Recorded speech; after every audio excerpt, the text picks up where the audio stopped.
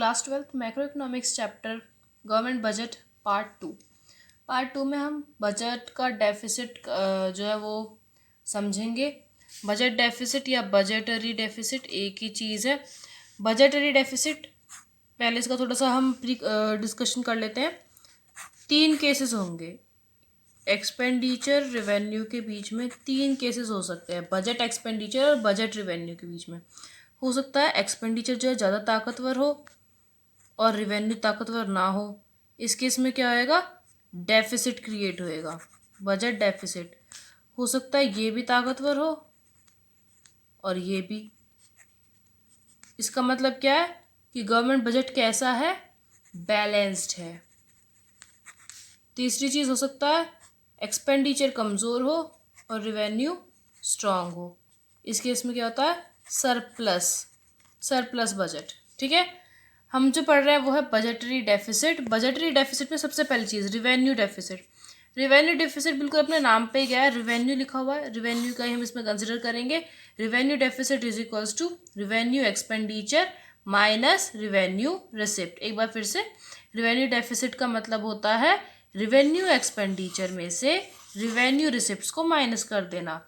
जो इनकी डेफिनेशन होती है, चाहे वो इसकी हो, इनकी डेफिनेशन जो होती है, इनका फॉर्मूला ही होता है। मतलब इसको डिफाइन में करूँ, डिफाइन रिवेन्यू डेफिसिट, तो मैं यही बोलूँगी revenue deficit is the difference between revenue expenditure and revenue receipt. अब रिवेन्यू डेफिसिट से क्या मतलब निकलता है, इससे क्या इम्प्लीकेशंस निकलती है, उनकी हम थोड़ी सी बात करेंगे। इसका मतलब ये है कि गवर्नमेंट जो है वो अपनी रेगुलर एक्सपेंडिचर जो है उसे ढंग से नहीं कर पा रही है, उसे ढंग से मीट नहीं कर पा रही। It is not able to meet its regular expenditure. क्योंकि मैंने आपको बताया था कि रिवेन्यू जो होता है, रिवेन्यू कंपोनेंट जो होता है बजट का, उसको छोटे छोटे, मतलब उसका मतलब होता है छोटा छोटा, यानी जो डे टू डे लाइफ में जो डे टू डे वर्किंग हो रही है उससे रिलेटेड होता है। तो जो रिवेन्यू डेफिसिट होता है उसका मतलब ये होता है कि गवर्नमेंट अपनी डे टू डे फंक्शनिंग या फिर उसके डे टू डे एक्सपेंडिचर जो उन्हें अच्छे से मैनेज नहीं कर पा रही। दूसरी चीज़ है, इसका मतलब ये है कि गवर्नमेंट जो है उसकी सेविंग्स अच्छे से नहीं हो रही है, इसलिए उसका जो एक्सपेंडिचर है वो डेफिसिट में जा रहा है। इसकी एक और मतलब ये भी है, रिवेन्यू डेफिसिट का एक और मतलब ये भी है कि अगर रिवेन्यू डेफिसिट सपोज है, ज़्यादा है, तो क्या करेगी गवर्नमेंट, उसे भरने के लिए, उसे कोप अप करने के लिए बोरिंग्स करेगी। तो इसका मतलब फ्यूचर में गवर्नमेंट के ऊपर लाइबिलिटीज़ जो है इंक्रीज होने वाली हैं। ठीक है, इसका मतलब जब बोरिंग्स ज़्यादा होंगी तो फ्यूचर में बर्डन जो है ज़्यादा पड़ेगा, इंटरेस्ट भी पे करना पड़ेगा।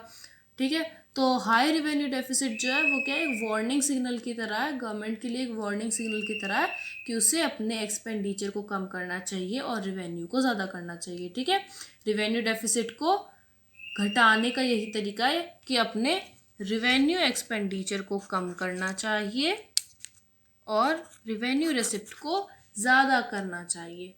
इसके बाद है फिस्कल डेफिसिट। फिस्कल डेफिसिट की अगर मैं डेफिनेशन बोलूँ तो फिस्कल डेफिसिट का मतलब होता है total expenditure minus total receipts excluding boring. इसका मतलब क्या है, टोटल एक्सपेंडिचर मतलब इसमें रिवेन्यू एक्सपेंडिचर भी आ गया और कैपिटल एक्सपेंडिचर भी आ गया। जो सारा खर्चा हो रहा है वो, उसमें से सारा जो इनके पास इनकम आ रही है वो माइनस कर दो। बस ये जो चीज़ होएगी ना, जिनके पास पैसा आ रहा है उसमें से बोरोइंग्स मत लगाना। मतलब जो पैसा ये बोरो कर रहे हैं, गवर्नमेंट बोरो कर रही है, वो वाला पैसा मत जोड़ना। इनके पास टोटल जो पैसा आ रहा है उसमें इस चीज़ को मत जोड़ना। ये होता है फिस्कल डेफिसिट। अगर हम इसको एलेबोरेट करें, टोटल एक्सपेंडिचर क्या होता है, रिवेन्यू एक्सपेंडिचर और कैपिटल एक्सपेंडिचर दोनों को मिलाएंगे तभी तो टोटल एक्सपेंडिचर निकलेगा। माइनस टीआर क्या होएगा, टोटल रिवेन्यू रिसिप्ट क्या होएगा, रिवेन्यू रिसिप्ट और कैपिटल रिसिप्ट, उसमें से माइनस कर दी हमने बोरोइंग्स। इसको थोड़ा और ऐसे कर दो, इसको साथ में ले लो, revenue expenditure minus revenue receipt, यानी ये क्या हो गया, रिवेन्यू डेफिसिट हो गया ना। फिर से देखो, रिवेन्यू एक्सपेंडिचर में से रिवेन्यू रिसिप्ट माइनस करी तो रिवेन्यू डेफिसिट हो गया, प्लस ये चीज़ साथ में लिख दी, ये चीज़ और ये चीज़ साथ में लिख दी, तो ये आ गया सीई माइनस, यानी capital expenditure minus capital receipt excluding borrowings. तो एक इसके फॉर्मूले बन जाते हैं। अगर हम ये वाला फॉर्मूला याद रखते हैं तो इससे हमें ये वाला फॉर्मूला भी मिल जाता है और ये वाला फॉर्मूला भी मिल जाता है। और एक बहुत ही कमाल की बात जो है वो ये होती है कि फिस्कल डेफिसिट हमारा बोरोइंग के इक्वल ही होता है। समझ गए? ये बहुत ही कमाल की बात होती है कि फिस्कल डेफिसिट जो होता है वो हमारा असल में बोरोइंग ही बताता है कि गवर्नमेंट को कितना बोरो करना पड़ेगा। ठीक है, यही चीज़ होती है। अच्छा, अगर मैं एक बात कहूँ ये और इसकी, तो मैं कह रही हूँ कि फिस्कल डेफिसिट जो है वो तुम्हारा revenue deficit plus capital expenditure minus capital receipts. Capital receipts में क्या नहीं आएंगी? कैपिटल रिसिप्ट्स में बोरोइंग्स नहीं आएंगी, बोरोइंग्स नहीं इंक्लूड होंगी। ठीक है, ये है। अगर मैं इस चीज़ को कांस्टेंट रखती हूँ, मतलब कि कैपिटल रिसिप्ट, सपोज मेरा फिस्कल डेफिसिट जो भी है एक्स है या जो भी है, मैं कह रही हूँ मेरा रेवेन्यू रिसिप्ट जो है वो 4 है और ये जो चीज़ आ रही है ये 3 आ रही है। अगर मैं कहूँ, अब मैं तुमसे पूछूंगी एक सवाल कि रेवेन्यू डेफिसिट अगर मैं बढ़ाती हूँ तो क्या फिस्कल डेफिसिट बढ़ेगा? आप कहेंगे बिल्कुल बढ़ेगा। इसको कांस्टेंट रख दो, 3 ही रहने दो। अब जो हमारा रेवेन्यू डेफिसिट है वो 4 की जगह 5 हो रहा है, तो हमारा एफडी यानी कि फिस्कल डेफिसिट क्या बना? अब की बार 8 बना, पहले 7 बन रहा था। इसका मतलब अगर रिवेन्यू डेफिसिट इंक्रीज होता है तो फिस्कल डेफिसिट इंक्रीज हो जाता है। ठीक है, ये छोटा सा एक वो है डिस्कशन। इसके बाद है कि फिस्कल डेफिसिट से क्या इम्प्लीकेशंस निकल रही है, मतलब फिस्कल डेफिसिट ठीक है, इससे पता क्या चल रहा है? इससे पता चल रहा है कि कंट्री को बोरिंग करनी पड़ रही है, क्योंकि बताया fiscal deficit is equals to borrowing होता है। बोरिंग का मतलब क्या है कि जब गवर्नमेंट बोरो करेगी फिर उसे वो पे भी करना पड़ेगा। तो डेब्ट ट्रैप नाम की एक चीज़ होती है कि गवर्नमेंट जो है, गवर्नमेंट के कोई भी जो लोग लोन ले रहे हैं तो वो पहले वाला इंटरेस्ट चुकाएंगे, उससे पहले ही वो एक नया लोन ले लेंगे, फिर उसका इंटरेस्ट चुकाएंगे, तो एक साइकिल सी बनती चली जाती है। तो फिस्कल डेफिसिट की पहली इंप्लीकेशन होती है डेब्ट ट्रैप की, डेब्ट ट्रैप में फंसने के चांसेस हैं। दूसरी होती है इन्फ्लेशन। इन्फ्लेशन का मतलब क्या है कि गवर्नमेंट जो है, हम पहले कवर कर चुके हैं कि गवर्नमेंट जो है वो ना केवल बाहर आईएमएफ और इन सब से और बाहर की गवर्नमेंट से लेती है पैसा ना, और वो पब्लिक से लेती है, बल्कि गवर्नमेंट जो होती है वो आरबीआई से भी बोरो कर सकती है। किसके एक्सचेंज में? सिक्योरिटीज़ जो होती है, सिक्योरिटीज़ हमारे वो एसेट्स होते हैं जिनकी हम ट्रेडिंग कर सकते हैं। कोई भी हमारे एसेट्स जिनसे हम ट्रेडिंग कर सकते हैं उन्हें सिक्योरिटीज़ बोलते हैं। तो गवर्नमेंट जो है कोई भी ऐसे एसेट्स जो है उनके एक्सचेंज में रिजर्व बैंक से बोरो करती है मनी। हमने एक चीज़ कवर करी थी कि जब गवर्नमेंट बोरो करती है मनी, यानी कि गवर्नमेंट जो है उस चीज़ को इकोनॉमी में डालेगी, उस मनी को इकोनॉमी में डालेगी, तो मनी सप्लाई जो होगा इकोनॉमी में इंक्रीज होगा।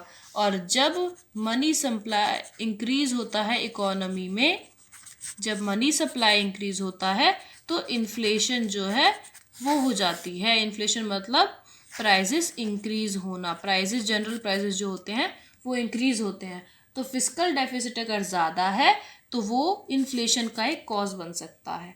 तीसरी चीज़ फॉरेन डिपेंडेंस, जो गवर्नमेंट है वो अगर बाहर से बोरो करेगी तो फॉरेन डिपेंडेंस उसकी इंक्रीज होएगी। इसके अलावा उसे आगे जो है लोन्स लेगी तो उसे चुकाने भी तो पड़ेंगे आगे, तो ये क्या है, फ्यूचर में उसके लिए बर्डन जो है क्रिएट करेगा। तो फिस्कल डेफिसिट से रिलेटेड सबसे ज़्यादा क्वेश्चन फिस्कल डेफिसिट से रिलेटेड आते हैं। अब है कि फिस्कल डेफिसिट को फाइनेंस कैसे करें, फिस्कल डेफिसिट को भरे कैसे? जैसे रिवेन्यू डेफिसिट का था कि बोरोइंग कर लेगी और अपने उसे एक्सपेंडिचर रिड्यूस करना है, रिवेन्यू और रिसिप्ट जो इंक्रीज करनी है, वैसे ही फिस्कल डेफिसिट की बात करें, 2 तरीके हैं। ऑब्वियस है, पहला तरीका बोरोइंग है, ठीक है। दूसरा तरीका है डेफिसिट फाइनेंसिंग। 2 मिनट लेंगे इसे समझने में। डेफिसिट फाइनेंसिंग का मतलब क्या होती है? गवर्नमेंट जो है वो आरबीआई से पैसा ले रही है, ठीक है, बोरो कर रही है फ्रॉम आरबीआई। दोनों बोरोइंग ही है।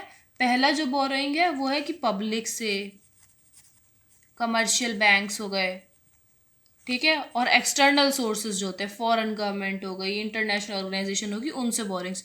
डेफिसिट फाइनेंसिंग में वो किससे लेगी? आरबीआई से। किससे लेगी? गवर्नमेंट आरबीआई से लेगी।